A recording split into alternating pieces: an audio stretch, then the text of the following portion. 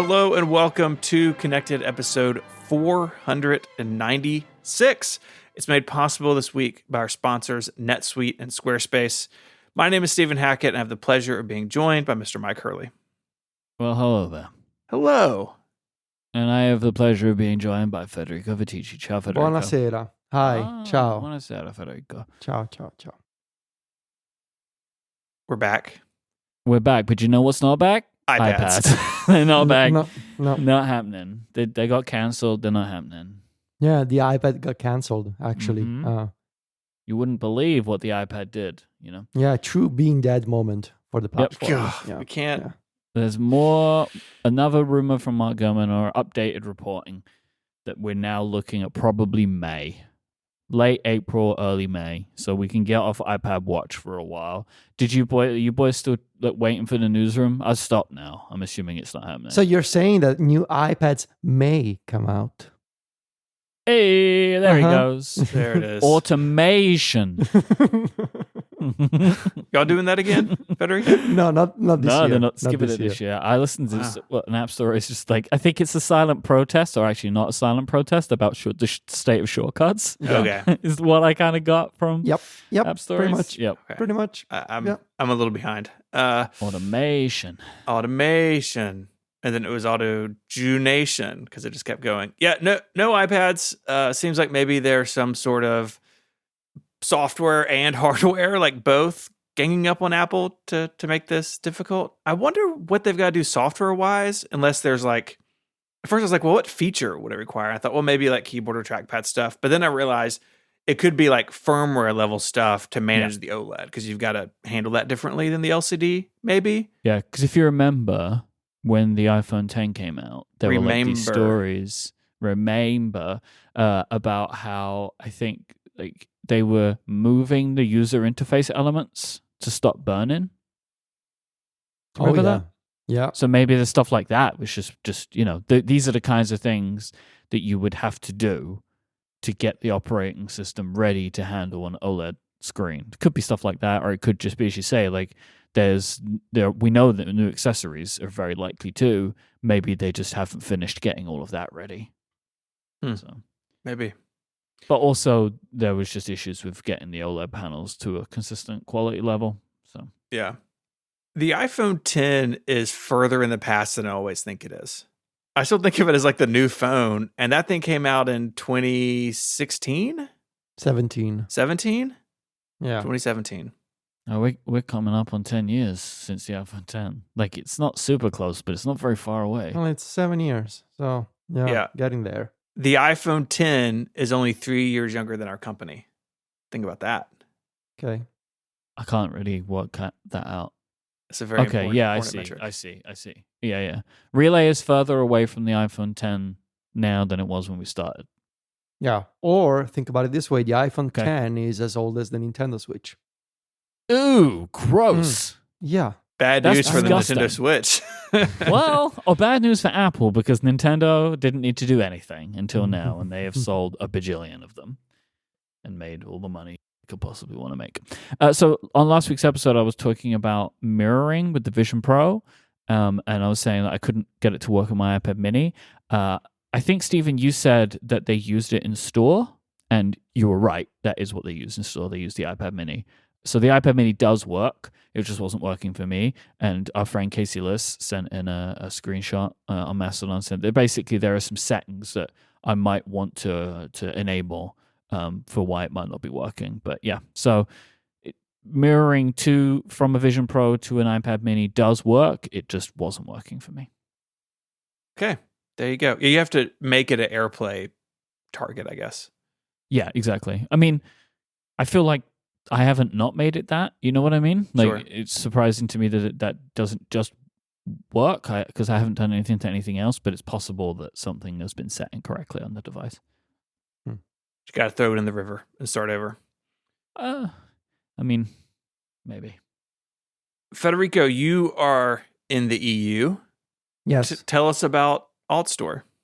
So there's a story on The Verge today. They got an exclusive hands-on with the third-party app marketplace version of AltStore.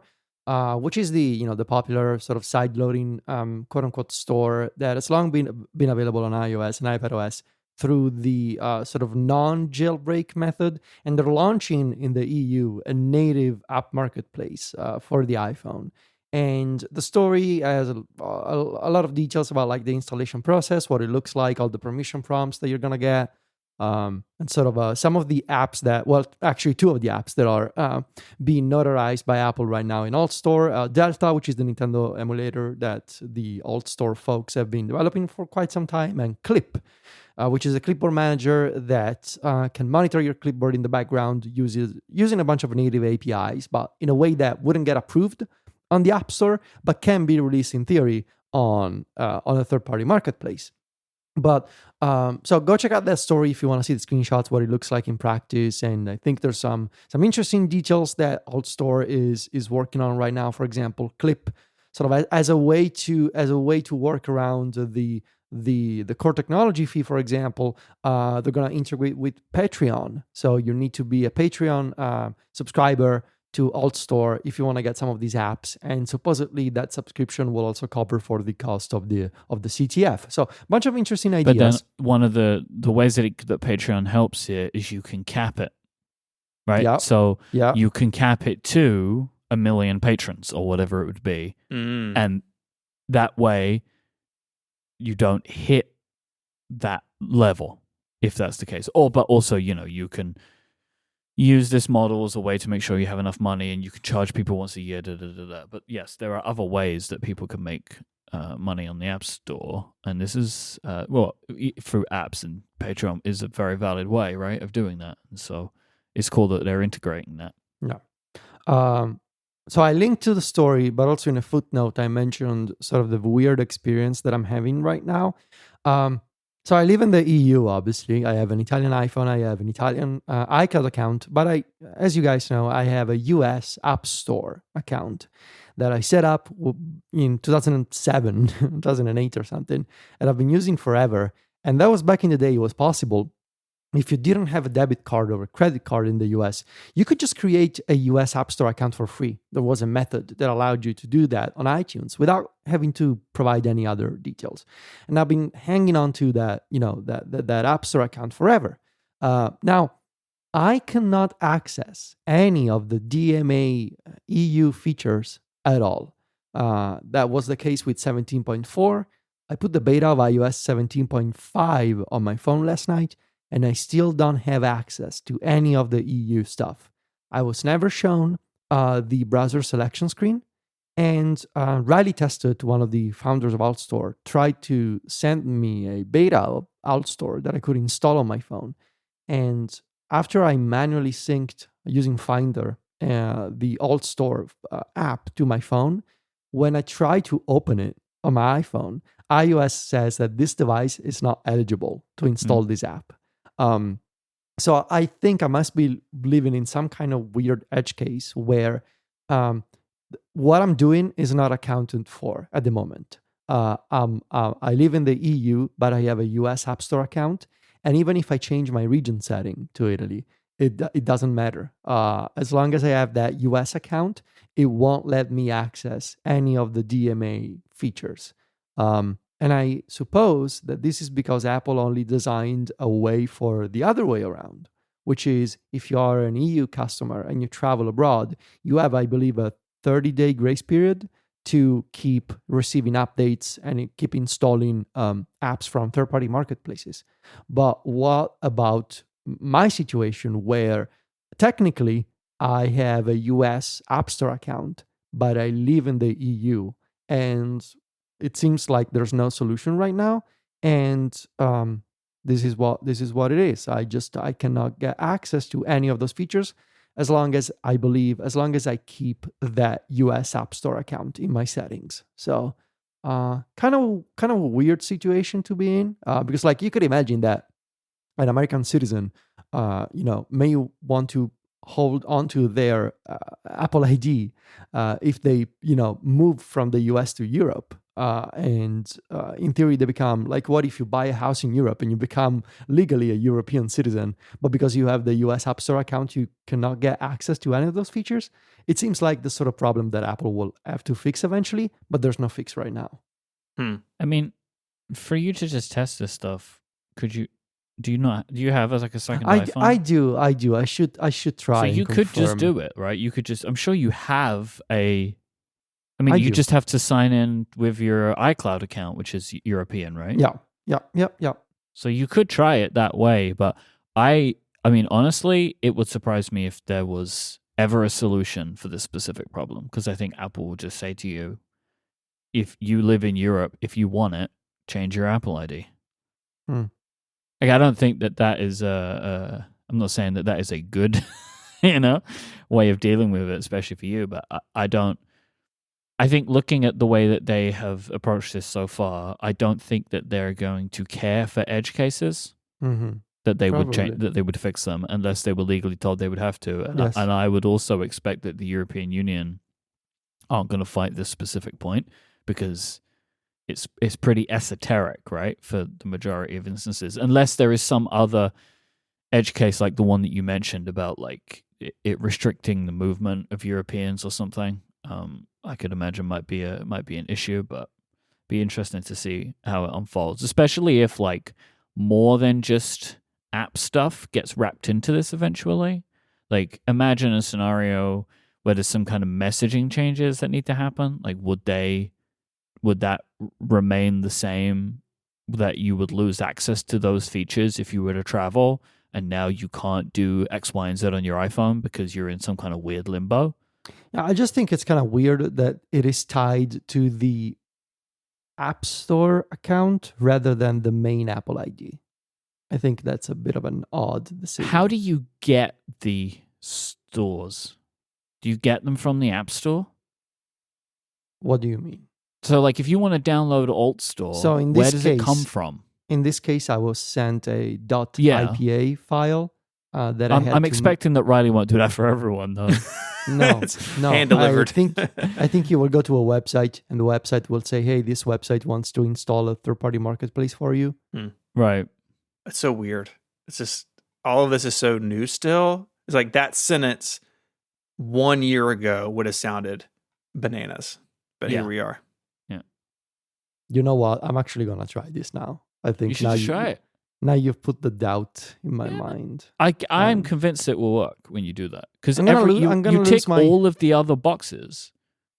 Okay, so I'm gonna do it. I'm gonna lose my offline music, but whatever. I'm gonna do it during You the show. might need a reboot or something.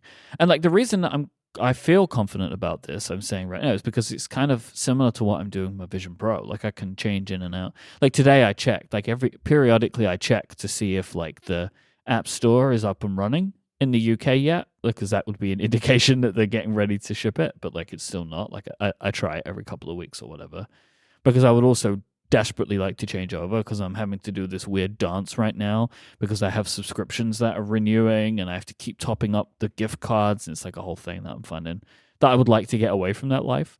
But I have to keep buying things in two places, stuff like that, which is kind of frustrating.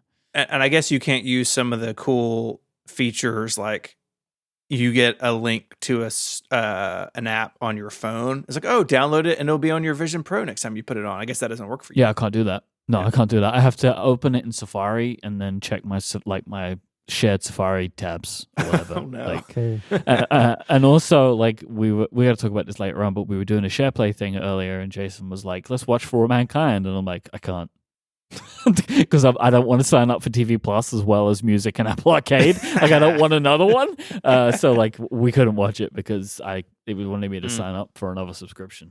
Yeah. Okay, so I have some real-time follow-up. Yes. I logged in with my Italian App Store account. I force quit Safari, reopened Safari, and now I see about your default browser. There you go. So I'm seeing the screen. Opera, gross, is the first choice. What are you going to choose? Ooh, Brave. So brave. No, thank you. Safari. Safari. Welcome to Wow, the what an App eye Store. sheep. Whatever. This is the problem. Opening this app, this is so weird. Opening this app will set it as the default browser. You can always change this later in settings. Open. Okay. So I'm Wait, back it in says Safari. that for Safari too. That's funny. So what happens if I tap on that weird alt store? Oh, I gotta reinstall it. So I'll do it and I'll let you know in a few Okay. minutes. Excellent. how it This is goes. great. I love this. This is some real time follow up. It is. It's good. I want to talk briefly about a new Apple AI thing. This has kind of become something that we are following along on the show. Apple released information about a realm reference resolution as language modeling. Now, there's an article on VentureBeat about this. We also have the link to the PDF in the show notes if you want to read that. I will say a better looking PDF than previous ones, don't you think? Let me take a look. I haven't looked at the PDF yet. I just read the VentureBeat article. It looks like, there's some better formatting in this one. Yeah, Like they they're have listening. images that actually fit within the columns this time rather than just being like random all over the place. The large language model is listening to connected and implementing changes. In a nutshell, what this model aims to do is to understand context and reference based on what a user is seeing on their screen. So it can view what's on your computer, iPad, iPhone, whatever, I guess. And then that lets the user ask it questions based on what the user is seeing. Some of the examples in the PDF are like pretty straightforward. Like I'm looking at a website and I say, hey, call this restaurant. And it finds the phone number in the footer of the restaurant website. And it could make that phone call for you. Okay. That I think is pretty clever. Like assistants should know what's going on your device. I think there's also a huge accessibility story here where, and Apple already has a lot of great stuff in VoiceOver and their controls by voice, but layering this on top of it could be really interesting as well. Well, how amazing would it be to be able to provide voiceover and with developers not actually needing to do anything anymore? Yeah, because especially out on the web, a lot of websites don't have proper markup for that sort of thing. Mm-hmm. So it could be really interesting. But there's a quote in here that just kind of blew me away. So this is a quote from the PDF. We demonstrate large improvements over an existing system with similar functionality across different types of references. With our smallest model, obtaining absolute gains of over 5% for on-screen references. Here's the sentence. Our larger models substantially outperform GPT-4. Substantially. How large is that model, though? Well, right? We don't know the relative size of the models. And reading in context, it seems like they're talking about what GPT-4 can do in this arena. I almost said realm, but that's the name of the model. That would have been confusing. Yeah. In the realm of Yes. That one of using what's on display for context and reference. So like that sentence, that's probably very finely cut. But if Apple thinks they're playing at the level of OpenAI in some of these areas, that's super interesting. And I think this model, like out of all the things we've talked about, like editing images, the language and text tools, this is the one that so far I'm most excited about. That an assistant or a model could have the context of what I'm working on without me having to like copy a bunch of stuff and dump it into a website and like, hey, figure this out. Like it knows what I'm looking at, and with permission, and I guarantee there'll be strict permissions around this, that the system could do things. And Federico, you pointed out that Apple's already been playing with this a little bit, right? Yeah, I mean, for the past few years. So first, I don't remember, was it iOS 11 or something like, but really going way back. They rolled out the very rudimentary integration with Siri. How you used to be able, like the first version was only integrated, I believe, with reminders. So you could say, "Hey assistant, remind me about this," and this was whatever was on screen. And they were using, I believe, a combination of the NS User Activity API to capture what you were looking at, and that allowed Siri to, and of course Siri just activated on my watch, that allowed Siri to save a reminder for what you were looking at. So for example, a web page with a little icon that was a deep link to the page that you were looking at. And Yeah. that worked with any compatible apps. So Apple Maps, for example, allowed you to save locations. Apps that had sort of deep linking support, they all integrated with it. And then a few years ago, they rolled out in Shortcuts and Siri at the same time, of course, the get what's on screen action.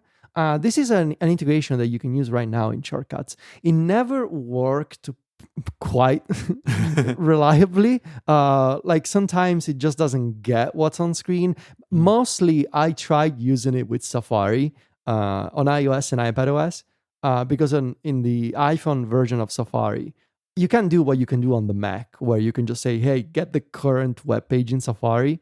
And instead, if you use the get what's on screen action, you can get the link of the page by having the intelligence, whatever, determine what's on screen. So this is a very primitive implementation of something that sounds much, much fancier in this paper, and that I really hope Apple gets right, because it could be obviously one of the key differentiators here compared to ChatGPT. Just process whatever is on screen, which is in fact pretty much what the X workflow folks and Shortcuts folks are working on pretty much at the moment with their startup. The reason I was wondering about like the size of this model compared to the small model compared to ChatGPT or whatever is this is the type of thing that I would want to be running locally if I was going to be using this efficiently, and also with what I would want to be privacy, like I wouldn't want those queries to be going off to the cloud. I wonder if that's what is behind Apple's language of our smallest model is over 5% gains, the larger models substantially outperform. Like maybe there will be like a two-step function of this where you can say, I always want this type of work done on a device, but there's a toggle somewhere of like, if I want more power, go to the cloud. I agree with you. Something like this, I want on device, I think, but maybe there's going to be some sort of sliding scale of what you can do, or maybe it'll be something like the Whisper transcription tools. Like I know Mac Whisper and a couple other apps have kind of been built to wrap around that. And in Mac Whisper, you can set what model you're using, and the trade-off is space on disk. It like downloads the model, and the big one is enormous. And so maybe that's a way Apple could do this of like, it's all on device, and you kind of pick how powerful you want it to be based on the space or the level of performance your device has. I don't know. That's a big question for me. But also the big models can always get smaller, right? Like the efficiencies and the accuracy of larger models changes over time, right? And smaller models get more accurate because they get smarter at being able to understand the same thing with a less amount of input. So like, this can be like an ongoing, or will be, I'm sure, an ongoing project where they want to try and make the small model as good as the large model. And it really is just a case of time, it feels like, for a lot of this stuff now. So yeah, but I continue to remain I'm trying to find the word. Like, I'm pleased about the fact that they're continuing to publish work, which suggests that they're working very hard at this stuff, which I think Apple really, really should be working very hard at this stuff. And so I'm pleased to see it. You love to see it, as they say. You love to see it. We've got new betas, iOS 17.5, iPadOS 17.5. What's going on here? I haven't played with these yet. Sorry, there's a bit of everything. Like, there's new betas for everything. There's also the watch, there's also Vision OS. Everything's incremented by one. I think seems like the biggest thing in iOS 17.5 is sideloading, so the ability to install apps from the web, which is not currently in 0.4. 9to5Mac also found code that this version could enable the work that Apple and Google have been doing about tracking devices. So Apple and Google have worked together to try and help create an overall picture of all of the types of devices that people could use, like an AirTag or a Tile or a tracker, like those, or competing things, to help people who they're effectively being used on as a stalking device. And so this code in iOS would seem to be able to can indicate if there is a device that is tracking you, even if it's not in the Find My network. It can't help you get rid of it, but they can indicate to you, this is this type of device, this is where you can go to disable this. Like, this is how this device can be disabled. Like, it can point you in the right direction. And it's doing that through, I'm sure, a lot of complicated stuff around Bluetooth and how Bluetooth is tracking. And really, Google and Apple are able to work together to share this information. I expect it'll be some kind of like ongoing list that they're adding to, where they can try and detect these types of devices. So that's cool. And iPadOS 17.5, 9 to 5 also found code that indicates the next Apple Pencil will include a, quote, squeeze gesture. I'll read from the article. The gesture can be used for quick interactions such as adding shapes, signatures, stickers, or a text field. Presumably the gesture will be triggered by pressing the Apple Pencil surface. Squeeze to draw. Squeeze to something. That's not what I want. I want buttons. I want like an Squeeze actual to button. erase. Like tapping, squeezing, just put a button on it. And maybe it will be like, in essence, a button, but you squeeze the button like it's solid state or something. It makes sense. Like you squeeze your AirPods already. They don't call it squeeze, right, on the AirPods. What did they call it? I don't know what they call it. Press? Press, No. hold, squeeze, and press. I don't know. AirPods, bro. Embrace. Full I think squeeze. embrace is the verb. Squeeze. You're not embracing your AirPods. It's like a tiny embrace. It's they don't say squeeze. Well, hang on. We have that The PDF. internet. Press. They just say press. Press. Okay. I was going to look it up in the style guide. Press the touch control. Press doesn't feel right because you don't press it, do you? Like, you press You with squeeze a it. finger. Yeah. You pinch it or something. Squeeze it, pinch it, push it. Play it. Maybe you're only pressing on one side and the other finger needs to be there so it doesn't pop out of your ear. So Yeah, but that's a squeeze. it feels like That's squeezing. a squeeze. That's not a press. Well, so there's gonna be a new Apple Pencil with the new iPads, and you're gonna squeeze them. So that's cool. I mean, it sounds like they're gonna have this new gesture, and you're gonna be able to configure it to whatever you want. That's, knowing Apple, there's gonna be an option in settings, and whatever they're gonna call this, like press the pencil, whatever, or pinch the pencil, you will be able to assign like a shortcut to it. That would be my guess. Press. Yes, I found it on the web. I've been scouring the apple.com AirPods page, and here it says, and press twice to end a call. So it's pressing. Press. Press. So to reduce costs and headaches, smart businesses are graduating to NetSuite by Oracle. NetSuite is the #1 cloud financial system, bringing accounting, financial management, inventory, HR, and more into one platform with one source of truth. With NetSuite, you reduce IT costs because NetSuite lives in the cloud. That means there's no hardware required, and it can be accessed from anywhere. You cut the cost of maintaining multiple systems because you've got one unified business management suite. You get to improve efficiency by bringing all your major business processes into one platform, slashing manual tasks and errors.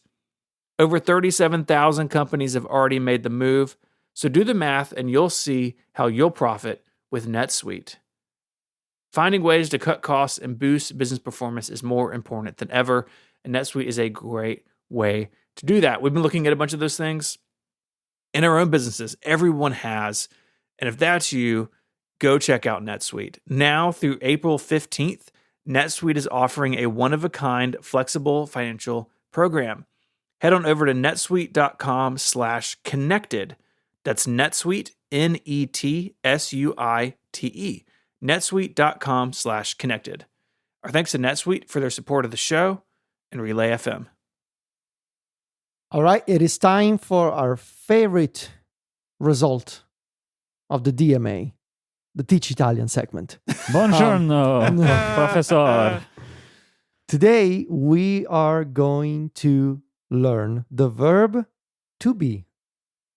we're going to learn how to conjugate the verb to be with the different types of persons that we need to try with the Italian language. So last week we did the pronouns, and today we're going to combine those pronouns with the verb to be. So you can say I am, you are, and so forth. So I'm gonna read the Italian versions first. But first, a disclaimer. You should know that unlike the English language, where you have the sort of the main form of a verb, well, no, I guess there are irregular verbs in English too. So disregard what I was about to say. The verb to be also is an irregular verb in Italian, which is to say it changes form depending on the tense and the pronoun. So, I am is io sono. You are is tu sei. He, she, they. The third person is lui o lei. È, or if you're using the singular they, loro sono. I'm lost. We'll get to. I don't even really know what we're doing anymore. We'll What's get to- to be? Like, what do you mean? Like, can you? So, Like he to be, I am, she you to are. be, they to be. I am, you Be to are. be. He is, we are, you are, they are. Very Airbnb. simple. Oh, okay. All right. Okay. I get where you. Yeah. All right. To be conceptually. It's To be, the conceptually verb be. to be, like Yeah. I am Myke. Like, what if you need to say I am Right. Myke? How would you Yeah. say? You would say io sono Myke. Yeah. So again, like in Romanian, it would be it's sunt. Yes. So there you go. Yes. That is pretty much like Latin, actually. Mhm. Hic It's all sunt. it's a Latin language. Yeah. Wow. So let's try with the first three. All right, with the first three pronouns, and we start with I am, or in Italian, io, which we learned last week, sono. Io sono. Yes. Io sono. Okay. Tu sei. Tu sei. To say. Good. So here, you will learn when we do the numbers that in the Italian language, the same word can have different meanings. In this case, sei, it could either mean like you are, but the word sei is also the word for the number 6. It's the same word. It's the same word, but this is what we do sometimes in the Italian language. The same word, depending on context, can have different meanings. So if you say you are, you're not saying you 6. You're saying, you are. Like if you say... Well, how would you say you 6 are? That doesn't mean anything. Yeah, You it's like say, you 6 are going to the store, right? So you've said, like, there's like 7 people. Well, you're pointing at 6 yep. and I'm like, you 6, get out of here. Well, you wouldn't say tu. You would say voi, which Okay. is the plural Like version. the plural of you. And there's a plural version of that. It's not sei, Okay. it's siete, which we'll get to in a Right. minute. Because it's 6, but you're like the word 6, but because you're addressing an individual, it's not going to conflict. Okay. Exactly. Right. You're addressing a singular individual. Right. Yeah. So in the Italian language, some words spelled the same way, pronounced the same way, they have different meanings. Sometimes the same word can be written down exactly the same, but we have phonetic accents that change the sound of the word. So this is not part of today's lesson, but for example, the word pesca, when I say it like this, pesca, it means... Is that fish? No, it's peach, the fruit. Oh. But if so, pesca with the open, like pesca, like that, it means the peach. If I say pesca, right? You hear the sound. It's like a tighter sound. That means fishing. But it's written down the same way. Huh. So I was close though, right? You were close. Because You must have what heard is that. fish? How do you say fish? Pesce. Yeah, so I was in the right ballpark. Teach Yeah. I was in the right. peach Fish to pot. fish. But back to the pronouns and back to the pronoun. So io sono, tu sei. Now we do the third person. So when we do the gendered person, lui or lei, as we learned last week, è. And this is the accented E letter. E. Yep. Eh. Oh, okay. Lui So like, eh. Yep. is it like lui e sono? No. So if you're saying lui or lei, so that would be Yep. he and she, you Yep. say e. Lui e or lei Ah, okay. e. Okay. That's it. All right. Yep. Le- yeah. Or if you're using the singular they, so as we learned, it's loro, you would say loro sono. Loro sono. Loro sono. Yep. Now we do the first person plural. We, as we learned, it's noi, Uh-huh. and the verb is siamo. Oh. Noi siamo. Noi siamo. Noi siamo. Yeah. Not siamo, siamo. My favorite thing about this segment is how Stephen gets quieter and quieter. Yeah. The further we go, I imagine he's just walking away from his computer, like he's just like Something- on the other side of the room. Something that you will learn as you guys start formulating sentences is As that obviously we will. Yeah, we're definitely going to get to that. I think you level. will. I think you will. You will try a very short sentence today. Verbs, they always end in kind of in the same way. So for example, when you say a verb and the pronoun is we, in this case we said noi siamo. But if I were to say we eat, right? Like we eat pasta, for example, I would say noi mangiamo. So you hear how it always ends with the same an O sound. sound. Siamo, mangiamo. It always ends like that. Tomato. And, I Yes. love how similar. So to eat in Romanian is mănâncă. Yeah, It's, Yeah. I love this. I'm really enjoying as I'm learning Romanian. the similarities. Understanding the similarities between Romanian and Italian. Because whenever we have been to Italy, Adina can kind of just get by. Like she can work out. She can't speak it, but she can understand what people are saying to I her. believe close enough. I believe one of the words she knew was mangiare, which is to eat. Of Yeah, course, she 'Cause knew it's, that word. It's an easy one because Yeah. now I can recognize it too. Yeah. So you are. It's voi siete. Voi siete. Yep. Steven is just gone. Say it He's just again. left it. Voi siete. Voi siete. Yep. And finally, again, third person plural, loro sono. Loro sono. Loro sono. Yep. So that's Mike, the same. Mike, you because it's- actually made a pretty good sound for the Oh, thank letter you. R. Yeah. that Oh, was good. They're completely accidental. So this is because, again, like we were talking about earlier, and I guess this is contextual, right? It's the same as in English because it's the two theys, but it's the same word. Yeah, the Right. two theys are Yeah. the same. Yes. So very simple sentence. I want you to say I am Mike or I am Steven. So how would you say it? Would I be Yo sono Mike? Yep. La sono Esteban. I don't know what you did. Well, It just did a different thing. if you were to go for an Italian version of your name, you would say Io sono Stefano. Stefano. Oh, Not Stefano, Stefano. Stefano. Stefano. Is there Yep. is there an Italian Michael? Michele. Michele. Yeah. Io sono Michele. Yes. Yes, baby, I love it. And that's Let's it go. for today. That's Thank fantastic. you. So wait, just one last thing. You're like, it would be tu sei Federico, right? Yes. Yes. I'm learning. Yeah. Mm-hmm. We've had a fun 24 hours. Out of nowhere, like literally out of nowhere, like a Trojan horse, Apple enabled spatial personas. Now, this is something that we've seen a little bit of at WWDC. Apple published like some imagery of what a spatial persona would look like in a FaceTime call. So currently, we know what personas are. People have seen them by now. It is the 3D representation of your face that when you wear a Vision Pro, people will see as a FaceTime call. And they've been in boxes previously when you're on a call, but this is breaking the persona out of the box. They are now, you see a head, part of shoulders, and people's hands.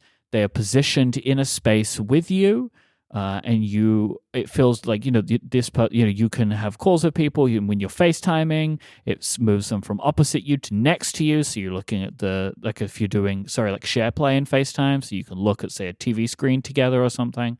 So very different, but Apple enabled this in just all of a sudden. It's been in 1.1, and it maybe took a reboot of a Vision Pro, but now when you're on a FaceTime call, there's a new button that you can press, and it turns on spatial personas.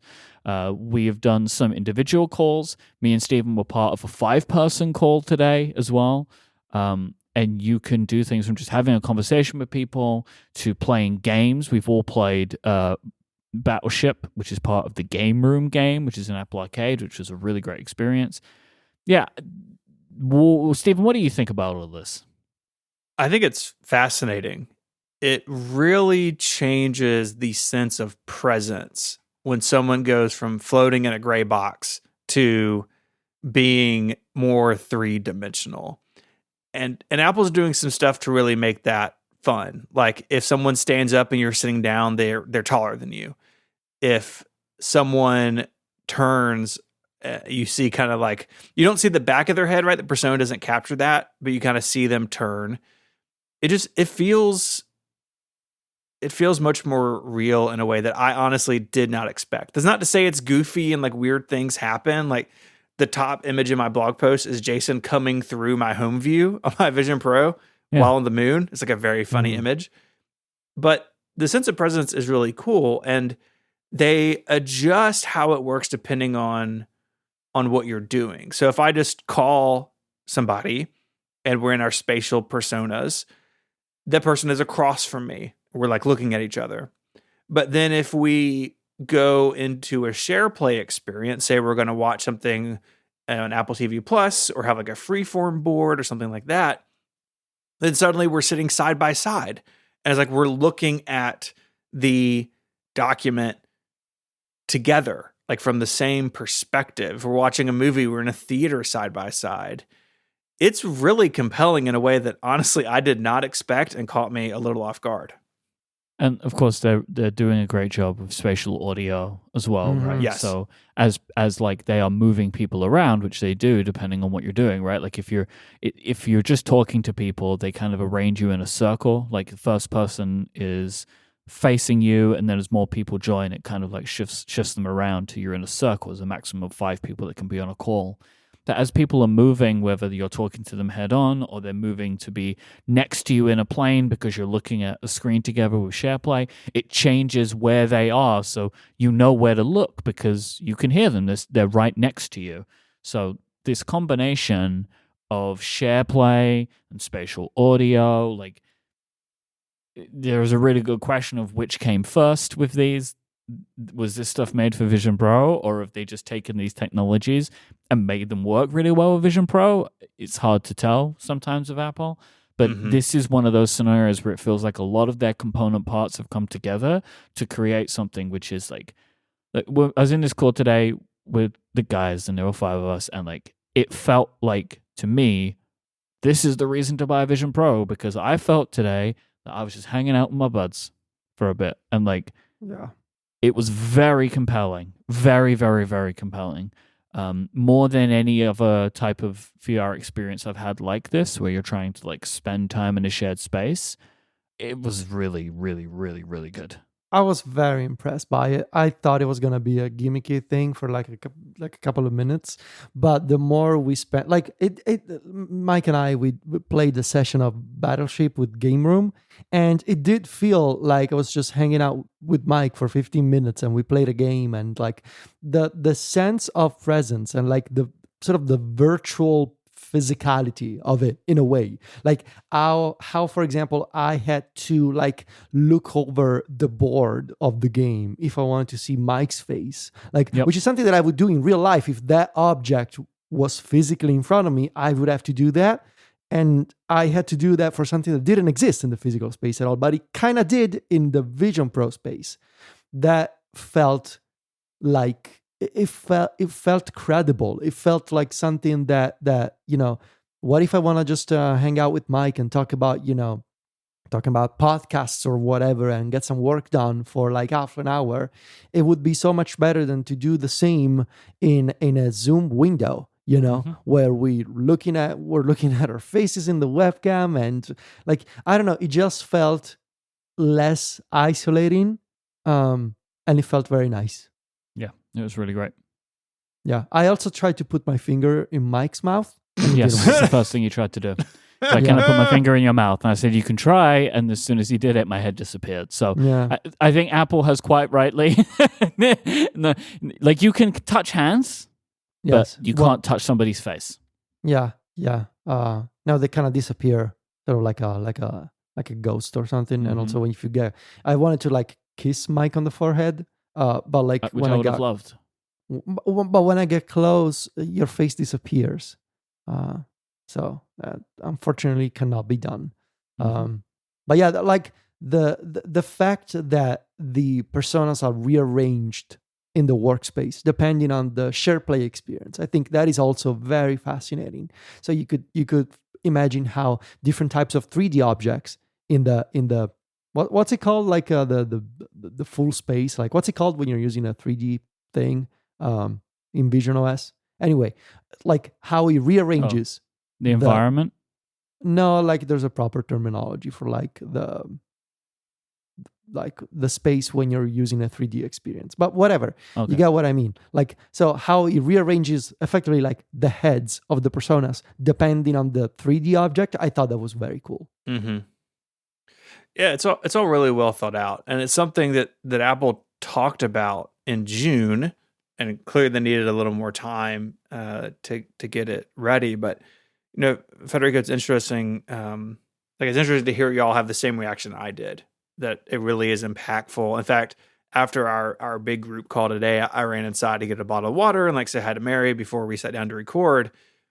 And I told her, I was like, this sounds ridiculous, but like if the prices came down and like my work changed where I was on the road a lot, like I was before COVID, like this would be a great way to like communicate, like if I wasn't home a bunch, right? It's not the only reason to get a Vision Pro, but this is now the top of my list, my relatively short list of like reasons to consider one of these things, because the sense of presence really is something that is hard to convey. Like when Myke stood up, and I was sitting on the couch in my office, and you stood up and you were taller than me. Like it felt like you were looking down on me. Like there's a screenshot in my blog post where like we all put our hands in the middle. It's like we're playing the hokey pokey. Like it's really weird how your brain sort of latches onto this. Now, is it lifelike? No.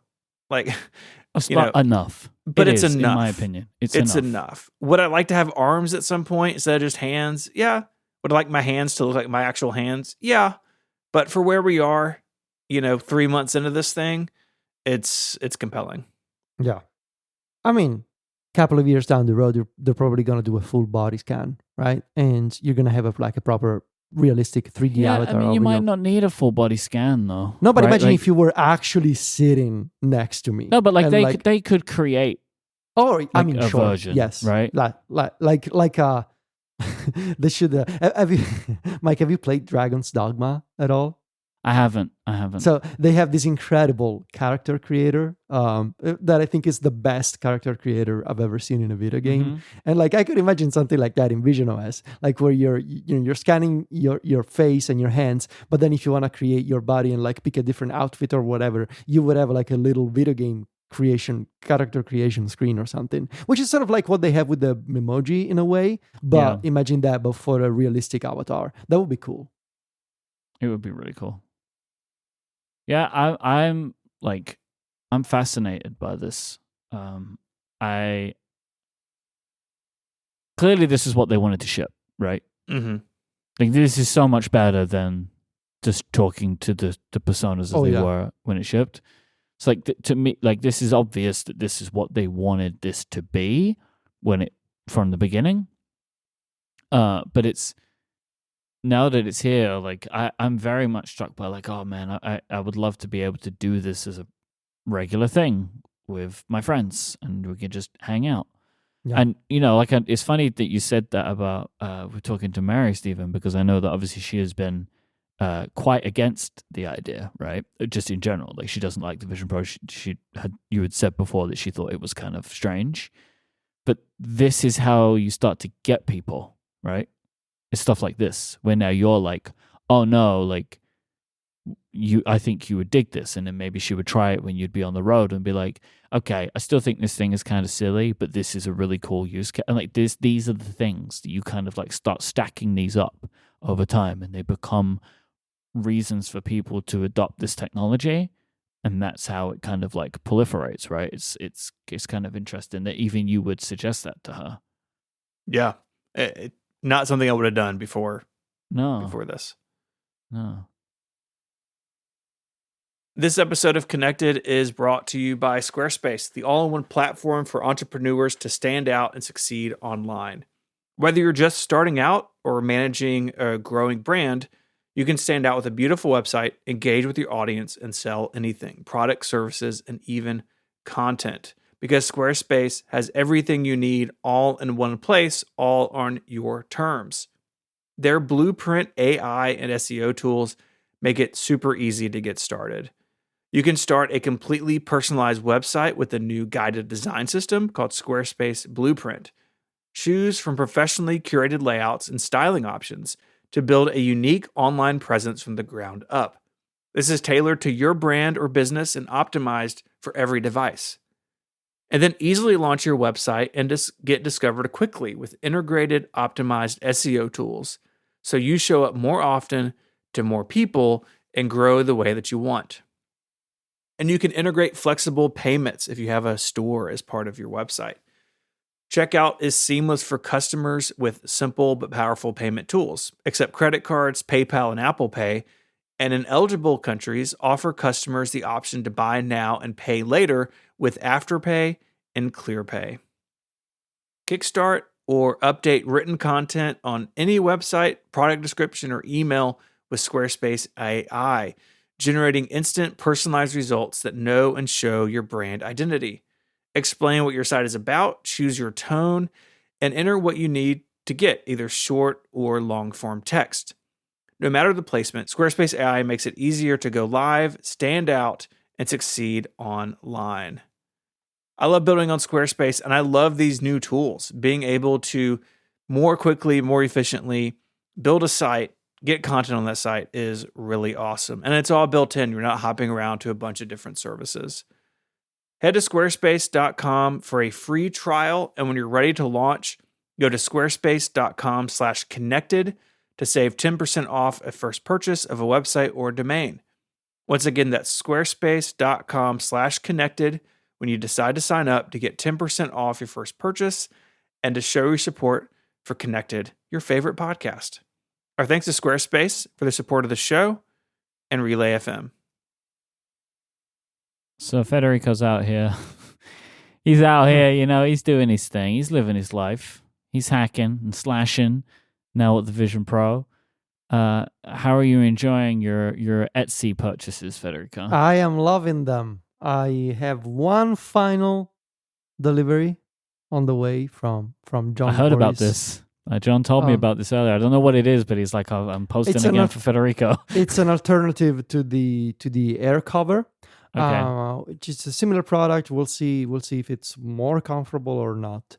But yeah, so I posted last week on Mac Stories about how I'm using the Vision Pro without a light seal and with the two sort of like solo knit bands. That's the setup that I'm using right now. I'm basically don't have a light seal. I'm using this accessory called the air cover, which makes the Vision Pro sort of like rest on my forehead so that I can use it without the light seal that blocks, the light from all sides. And this reminds me of how the PSVR would sit, right? Like kind of like on your forehead and then almost like suspend the thing in front of you. Yeah, it's basically suspended in front of my eyes. Of course, it's using the two bands, which I've been doing for the past month. I'm using this adapter. I've tried a lot of adapters, like literally every single one on Etsy. And the best one, if anybody is interested in this sort of product, the best one is the Solo Top that you can get from Etsy. A really good, high quality print on this one. Feels much better than other 3D printed objects that I've tried, and it fits in perfectly with the Vision Pro. audio straps. And there's even a version for the developer strap if you want to get that. So the two bands, the one in the back of the head and the one on the top of the head, it's so comfortable as a system. I believe that John, One True John, is also now a believer, and it's very, very comfortable, and it's sort of it confirmed how much I love this band design from Apple. Like how easy it is to put it on, how accessible really it is to adjust, just by turning the dial. Like it doesn't require all the fiddling of, for example, the dual loop strap. It's very easy to put on and adjust. And having one at the top of the head looks kind of ridiculous, but boy, is it comfortable. It's really, really comfortable. And I basically don't feel the Vision Pro on my face, like my cheekbones or my nose anymore with this system.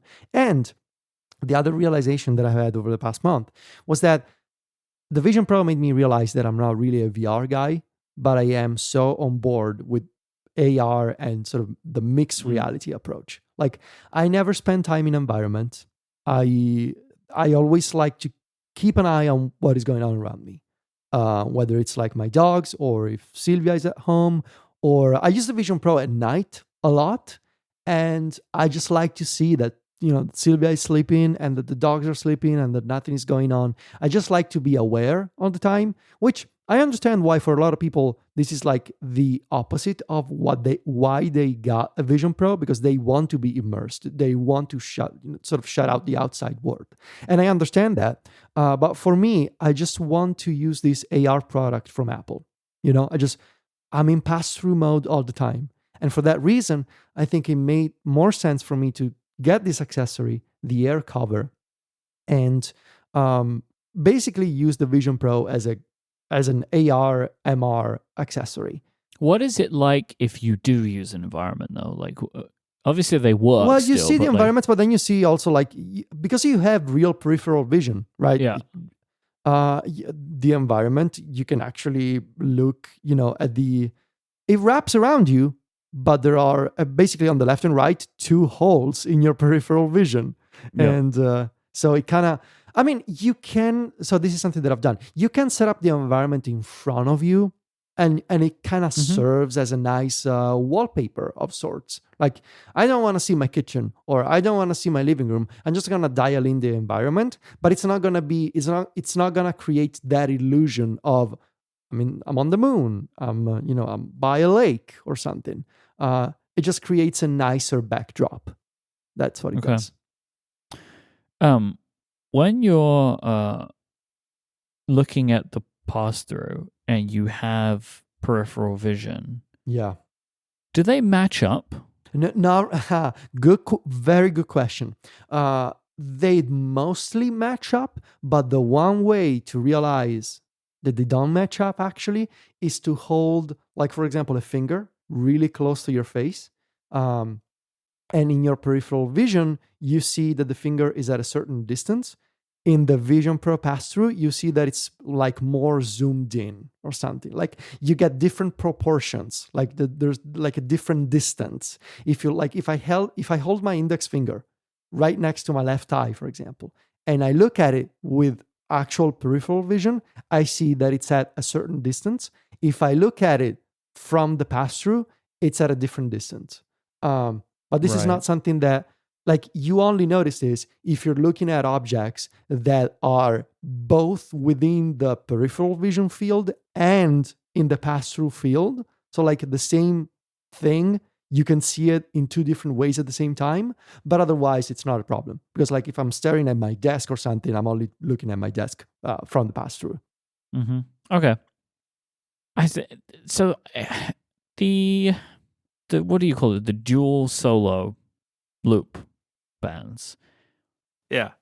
What I'm struggling to understand the benefit of that over the dual loop. Like, okay, take adjustment out of the equation, right? Well, because I never adjust it, right? Oh, interesting. So I never adjust the dual loop because I just take it off and put it on again. Outside of adjustment, does it provide you other benefits? Well, I think it's more comfortable because it's larger, and so it's got Okay. like a wider surface area that like sits on your head. Okay. I just that the fact that it's wider makes it more comfortable, and I could never do what you just said, like never adjust the dual loop. You I couldn't was find constant- it right. I couldn't for you. I couldn't fit it right, and Okay. I love so much how you can just turn a dial to adjust the band. It is cool that you don't, because when you do adjust the dual loop, the problem is it's very hard to actually make that adjustment. It's hard to do it because you've kind Yeah. of got to pull and then you've got to like wrap the Velcro back around Yep. again. It's like a Velcro system where the loop band you just keep tightening it until it's tight, right? Like, But you're it's not already looking on at your it, right? head. And Yeah. you're not looking at it, so you Yeah. need to go for it like by feeling it, and I Yeah. thought that was very uncomfortable. And I don't understand though why they have not and did not ship my kind of like Grail band, which was the one that we used at WWDC, me neither. Yeah. I don't get it. which Although, is the could the you- solo loop on the back. No, you can't. I tried. You would the have to dual destroy. loop is You would have one to piece. destroy. Yeah, you would Yeah. have to destroy or really seriously modify the dual loop by like Okay. cutting it and sort of re-knitting it yourself. Yeah, because Uh, it was one fixture, right? That went into like the side of the Vision Pro, and it had the two pieces. I just don't understand. Like, as you pointed out in your article, Federico, it's still in the imagery on the website. Like, it's in the original marketing video. Yeah, in the original market. Well, they replaced the images, I think, actually, and the frames okay. in the videos. I think they did it like a couple of Incredible. weeks ago. Yeah, they did that. If Federico, if someone wanted to go down this road, like say they just bought this thing on Etsy Yeah. and his name was Steven, what should the sizing be Yes. in relation So- to the solo knit band that goes around the back of your head versus the top of your head? Like I think mine is a medium. Should I get another medium? No, you should get one size smaller for Okay. the top of your head. So I Okay. have medium in the back and S size on the top. Okay. That's how typically, I guess, how human heads tend to be shaped. Yeah. Unless you have like a tall head. And then unless you have a tall head, I don't think you have a tall head. But I think it's pretty for your type of haircut, also, I think you should get like a one size smaller for the top. I Okay. tried with the same size. I tried with the M, and it was too loose. And yeah, you want that top band to sort of balance the Vision Pro on your head, so that you don't feel the pressure like on your face anymore. Okay. Are you able to just buy the bands without like needing to go through a whole thing? Yeah. Like you do with the lightsabers, Yeah, you can just yeah, buy the and they're bands? very expensive. It's $100. Yeah. Yeah. Yeah. I'm doing it Yeah. right now. Yeah. So yeah, the solo top and another band is like highly recommended. And then the air cover accessory, which I believe was restocked this week, but they frequently run out of stock. That's optional. Like it really depends if you want to use the Vision Pro as a VR headset, like then keep using the light still, add a secondary band, and you're gonna love it. But if you wanna do the extra, if you wanna go the extra mile and are interested in the idea of removing the light seal, I would highly recommend that you do get one of these accessories. One is the air cover, which is the one that I'm using. There's another one which I'm waiting for it to arrive. I believe it's called the Vision Pro Open Face System or something like that. It's on Etsy. That one is on Etsy, and so it's probably easier to buy.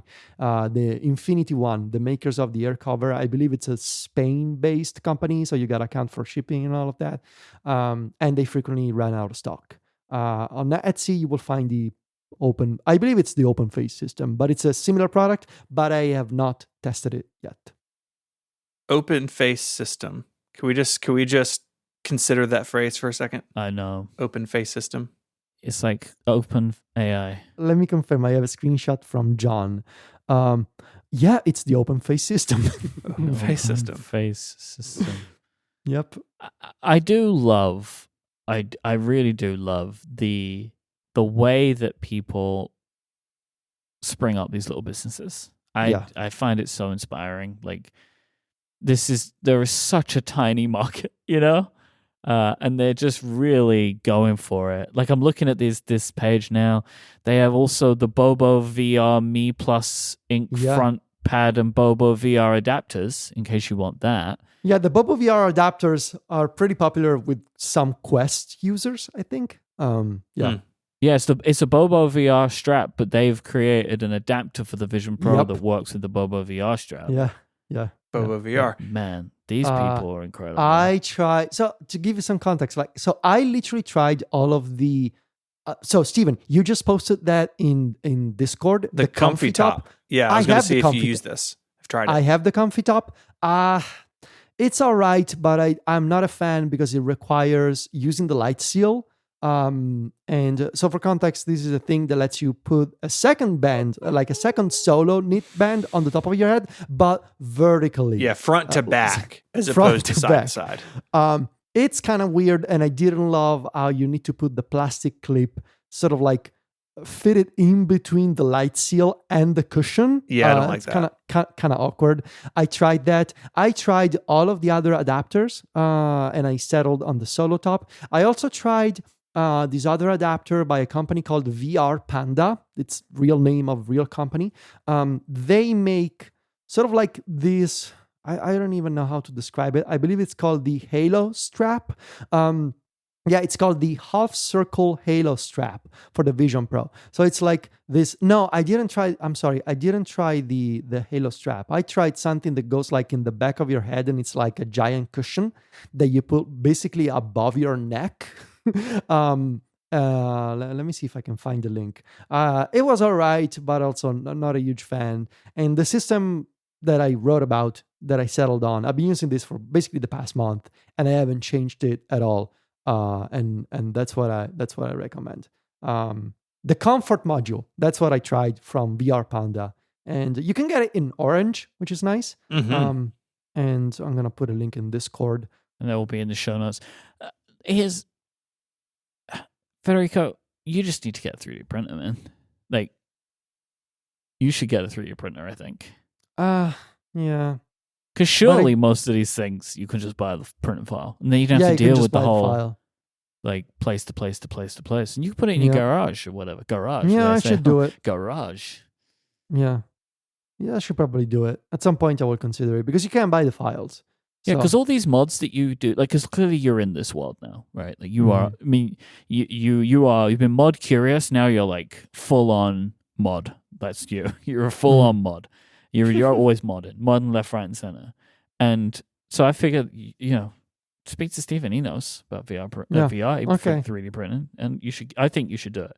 Yeah, and like the final thing I wanted to say is that doing this, like I said, I wrote about it, but I have been using it for a few weeks, and I'm looking at my Vision Pro right now. It's still what I'm using.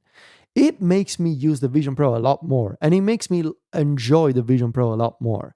Because I figured that, before the Vision Pro announcement, when it became clear that Apple was going to do a VR headset, but if you go back to a few years ago, we were all really excited about the idea of Apple doing glasses, like actual glasses, and then we understood that product is still pretty much a ways out.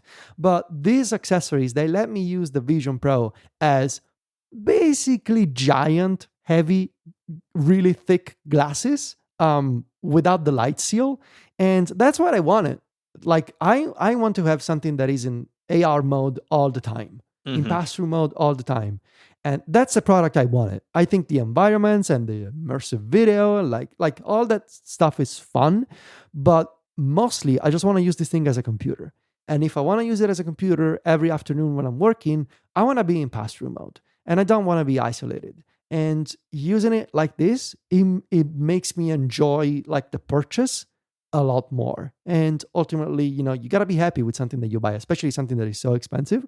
And so I think I found a way to be happier than I was with the light seal.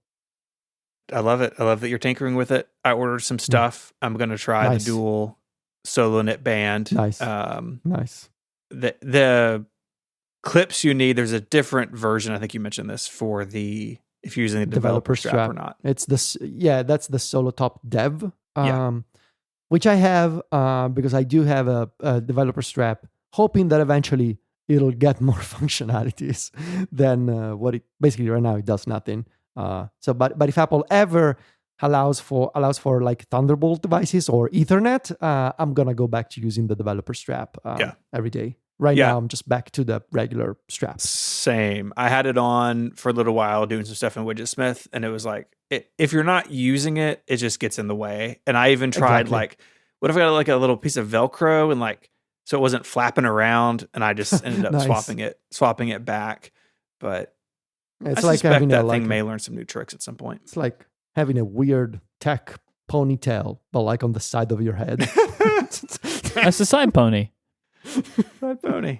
I got my side pony dongle.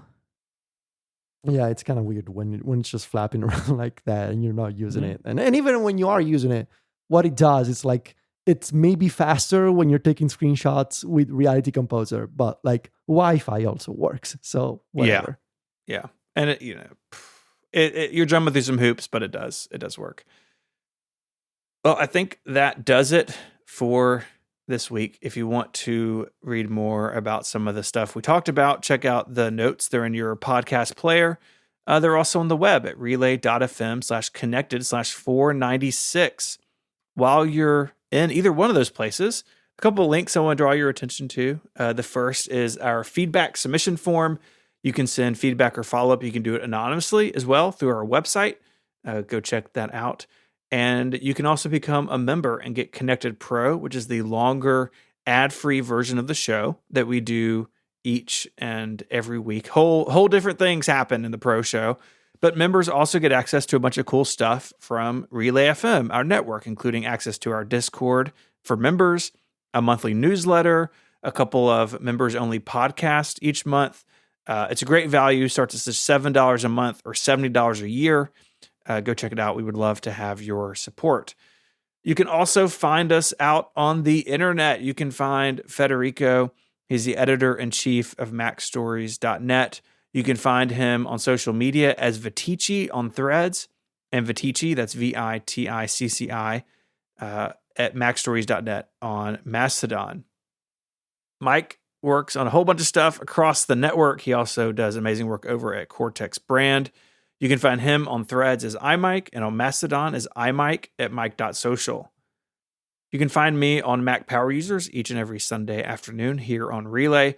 You can find my writing at 512pixels.net, and you can follow me, ISMH86 on Threads and ISMH at eworld.social on Mastodon. I'd like to thank our sponsors this week, NetSuite and Squarespace, for making the episode possible. Thanks to our members, and until next time, say goodbye. Arrivederci. Cheerio. Bye, y'all.